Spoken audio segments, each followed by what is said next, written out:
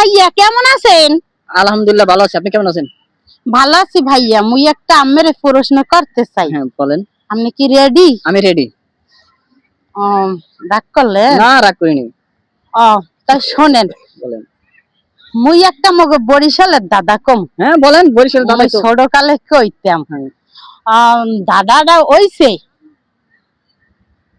বিলের মাঝে যাইয়ে দেখি মরাডায় জেতাডারে গেলে। বিলের মাঝে যাই দেখেন মরাডায় জেতাটা গেলে।